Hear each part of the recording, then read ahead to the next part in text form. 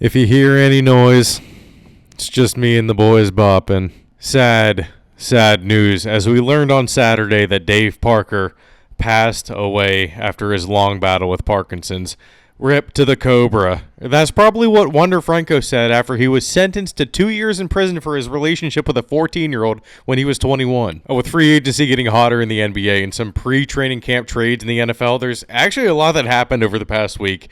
And I just realized that the Nathan's Hot Dog Eating Competition is Friday, tomorrow, July 4th, so that will be in next week's episode. This is number 160 of HN'P. Let's get into it. Recorded in central Pennsylvania in front of a live studio audience with your host Ian DiCarlo, this is Hoagies and Pierogis.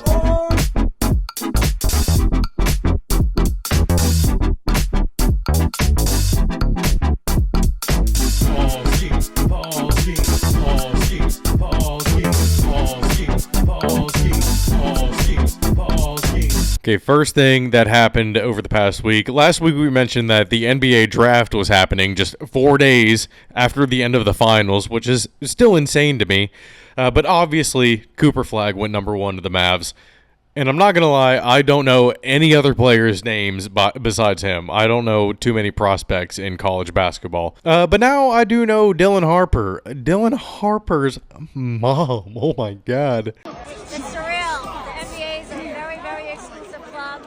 He's worked so hard to get here. It's just incredible. Thank you so much. This isn't the NBA draft for us anymore. This is the MILF draft. So after the draft, we got some free agent news. We're getting at least one more year of LeBron as he opted into his $52.6 million player option. That is an insane amount of money, and I cannot believe that he didn't take a pay cut like James Harden did for $40 million a year. And a pay cut at $40 million is absurd. But then, the thing that really broke the bank, SGA, after his historic year, top scorer in the league, conference finals MVP, signed a 4-year, $285 million extension with the Thunder. That is $71.25 million per year, which is more than Ohtani. Even after, if Ohtani didn't have deferrals, it would be more than Ohtani on a per year basis. Ridiculous. Again, the money that's going around in sports right now is just, like I said earlier, absurd. I wish I could find more synonyms for it. Ridiculous? I already said that. But someone that cut some money to try to sign one of the top free agents, Giannis, is not pleased that the Bucks waived Damian Lillard in order to get Miles Turner, who was one of the top free agents. Who knows what's going to happen there? Giannis might be fed up. There was some not news, but rumors about him wanting out of Milwaukee before last year started. So maybe to the Lakers. Giannis to the Lakers if they can swing something. Their new billionaire owner, I'm sure, doesn't care how much money they spend. Oh shit, no Giannis for the Lakers. I just saw that they picked up DeAndre Ayton, so never mind. And then we did have a little bit of WNBA news. The WNBA is expanding to 18 teams over the next 5 years. So they're looking to add 3 more teams, I think it is, to... Where is it? They're going to be expanding to Cleveland, Detroit, and Philadelphia, all in yearly installments. I don't know if this is good for the WNBA. I mean, they already have I don't want to say a lack of talent because the top-end talent is very good. But then the rest of it, you're having first-round picks waived after 1 or 2 years. That doesn't happen in other sports, and it really doesn't warrant an expansion if you're doing that. Have something consistent. Go to 16 teams over the next 5 years, and have it 16 teams next year. See how that does until 2030, and then go from there. They're adding way too much, way too fast. And I know that basketball is very popular, all around the world, basically. But I don't know if there is enough talent to warrant it, if that makes sense. I mean, I know that sounds terrible to say, but in college football, everyone is competing. Only the top quarterbacks, the top 10 quarterbacks in college football, out of those 10, there might only be like 2 or 3 that go on into the NFL and have a good career. A lot of these WNBA players, like I said, are getting waived after 2 years or 1 year being a first-round pick. So just the spreading of talent, I don't know if that's necessarily good. So we'll see what happens there. I don't want to be too negative about it because they've been doing well when Caitlin Clark and Angel Reese are playing. So not shit talking them necessarily, but I just don't really think it's that great of an idea for that much expansion in that short amount of time. Okay, a lot has happened in baseball, a lot of it negative, but we may as well start with something positive to brighten the day, maybe. July 1st was Bobby Bonilla Day. He will get paid until 2035. We still have 10 years that he gets paid like $1.12 million or something like that. So we may as well get into the bad news after that. Good news, bad news. Like I said in the intro, rest in peace to Dave Parker. He was honestly one of my favorite Pirates players because he has the crazy arm and crazy power, and he's one of the only Pirates players that has had that combo. It is a true shame that he did not get to have his induction speech and see his plaque next month going into the Hall of Fame, but at least he passed knowing that he was going into the Hall of Fame. 74 years old. Like I said, he had severe Parkinson's. So rest in peace, Dave Parker. It might have been a little bit tough for him to get through that speech anyway. Whew. All right, next bit of bad news. And initially it sounds like good news, but then it turns bad. Wander Franco was found guilty for his relationship with a 14-year-old when he was 21, and he received a 2-year prison sentence last Thursday. That's good news. Bad news, there's a stipulation, though. He doesn't have to serve that sentence unless he gets caught doing it again in the next 2 years. And then after 2 years, he's free to basically do whatever he wants as long as he hides it. That is insane. And the mom got an automatic 10 years. Of the daughter that he was fucking around with got an automatic 10 years for trafficking her own daughter. I don't know if she was doing it for money for the family or what. If that's the story they went with, maybe. But she goes right into prison for 10 years, and he avoids prison completely. Jumping all around here. The A's minor league short-term solution is agitating the players, and the A's are agitated that players are complaining about it, which is ridiculous. The most outspoken one has been Luis Severino, who is 0-7 with a 6.79 ERA in 10 starts at Sacramento. I will still call them the Sacramento A's, SAC, and 2-1 with a 2.27 ERA in 7 starts on the road. They're talking about trading him, and they really can't wait to trade him. I don't know why. He's been one of their best pitchers away. When you go to Las Vegas, you kind of want to have him. Speaking of Las Vegas, they did at least cut the ribbon on the groundbreaking for the new stadium. So at least they have something moving there. There was really no news coming out of that since we announced their renditions for the stadium. All right, we're out of the bad news, I think, for now. Something that I thought was interesting, and someone that has been in trade talks with the Pirates a little bit, because Ben Cherington was with the Boston Red Sox, and maybe he has a good relationship with their front office. Wilyer Abreu on the Red Sox hit an inside-the-park home run and a grand slam in the same game. He is the 6th player in history to do so, and the first since Roger Maris did it for the Kansas City Athletics. That just marks how long ago it was. I think it was like 58 or something like that, 1958. All right, Pirates talk now. The Mets series this past weekend, thought it was going to be a disaster, but first game, I was like, they got lucky. They won 9-1. They usually have these outbursts. Game 2, they won 9-2. I was like, okay, well, even a blind squirrel, as my physics teacher used to say. But then in game 3, Reynolds hit a home run off Dickie Lovelady, and they swept the Mets in convincing fashion, winning 12-1, outscoring them 30-4 in the 3-game series. And that one in game 3 broke Mitch Keller's 15-start winless streak, and he's now 2-10 on the year. Actually, after today, that changed to 3-10. The Mets are reeling. They're 3-14 since June 13th. And maybe I shouldn't say reeling because they're still 48-38, 10 games above 500. So there's that for them. So one sweep down. Now on to the Cardinals series. First game, 7-0 home shutout. Oh my God, I could not believe it. I couldn't believe what I was seeing. Spencer Horowitz started off the game with a leadoff home run and then followed up with a double to make it 3-0 Pirates. And Andrew Heaney took a no-hitter into the 6th inning. So, Heen Dog, you were on one. Hordog? You were you were on one? No, he's not Hordog.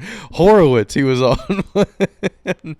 But then in game 2, Skeens gets yet another no decision after the Pirates still can't consistently get him runs after scoring 37 runs over the past 4 games. I just don't get it. I understand they're streaky, but not everyone can stop streaking at the same time every 5th day when Skeens is on the mound. And at least they salvaged it with a gutsy 1-0 win where they threw 2 players out at home plate, the second one being out number 2 in the top of the 9th inning. There was a best beard competition before Game 3 against the Cardinals, and someone showed up with the Clemente Bridge on his chin. This was insane. You know, I'm kind of jealous because I can't even grow facial hair, and that is the Clemente Bridge in beard form. Wow. That's a lot of work and a lot of wax. That's a lot of wax. It's also a lot of time. Imagine how long that beard is without anything in it. It's falling down. How do you even do that? How do you get it to stay up like that? Like with glue? I don't know. But for Game 3, it was a 5-0 win against the Cardinals. Mitch Keller got to 384 strikeouts at PNC Park, which is the record. I'm sure Paul Skeens will surpass that in a short amount of time, though. This is 2 straight series sweeps, 6-game win streak, 3 straight shutouts, and it's their first series with 3 shutouts since October of 1976. Pirates. What's going on? You're 38-50 all of a sudden.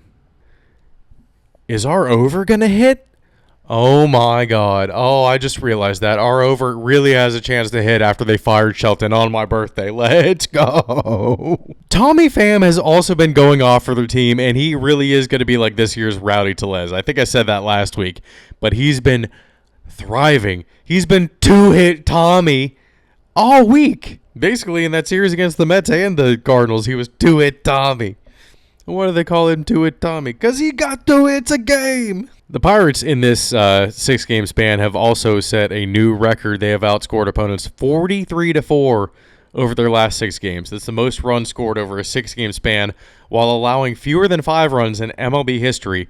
The previous most while allowing so few was by the Cincinnati Outlaw Reds in 1884. Yes, Donnie Ball. Let's go. So next up for the Pirates, they have the Mariners, and I'm sure that Thicky Mantle might hit a home run or 2 off of them, so they got to be careful there. Maybe they'll just intentionally walk him. I don't know. Just maybe let him get a little bit closer to Barry Bonds' record of 39. He's at 33 home runs right now, I think. Let me check. Yes, 33 home runs. So he's getting up there. All right. Nothing really for college football news other than College Football 26 is coming out. I think at the end of the month, closer to the end of the month, there was just a recent gameplay video that came out. It looks pretty good. It looks decent. I'm not gonna lie. Might have to look at that. But we won't have to wait long for football. The Hall of Fame game is this month, July 31st. The Chargers against the Lions. For the start of preseason football. I could not believe my eyes when I saw that. Is this like a little bit early? When's the last time the season has started at the end of July? I mean, even preseason wise. That's kind of wild. Let's get into the bad news for football real quick. And this is kind of like the Wander Franco situation. You're like, wait, this is good news, but then you're like, oh wait, no, this might be not that great. Justin Tucker was suspended 10 weeks for his massage escapades. That's good, but he was suspended 10 weeks, not 10 games, so he does not have to be signed with a team to serve this 10-week suspension, which is kind of crazy. I think it should be 10 games and not 10 weeks. I think someone would take a chance on him, but 10 weeks to be without him is kind of crazy when he was kind of really bad last year. All right, and this isn't necessarily bad, but this is just weird. Jason Kelsey showed up to the Eagles Autism Foundation fundraiser for kids in a crop top and American flag. No, sorry, that's the wrong video. This is Jason Kelsey at the Eagles Autism Foundation fundraiser in a crop top and an American flag Speedo. When you go with just the Speedo, sure, I get it. When you add the crop top in, it's a little bit weird. Okay, and I do consider this like actual bad news. Only 2 second-round picks have signed because now even second-rounders want fully guaranteed deals. The 2 that signed have fully guaranteed deals, and the other 30 haven't. Those 2 being Schlesinger with the Browns and then Jaden Higgins with the Texans. They both have guaranteed deals. Now, those 2 guys, I don't know. That was the Texans' first pick, so maybe they're thinking like, okay, we'll give this guy like a first-round tender. Like we had a first-round grade on him. We got him in the second round. We'll give him first-round money. I don't know if that was the case with Schlesinger, but he got his fully guaranteed deal.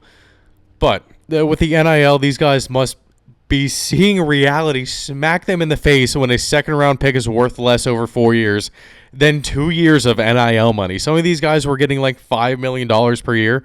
I'm actually not sure what the guarantees are for a second-round pick. So yeah, like rookie scale, this is top of the draft. First 5 picks, you're getting $40 to $48 million guaranteed. Now, at the end of round 1, pick 32, that goes all the way down to $14 million in guarantees.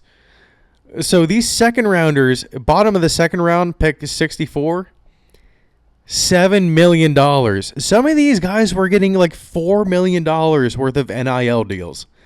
They must be completely shocked about this. They must not have known at all.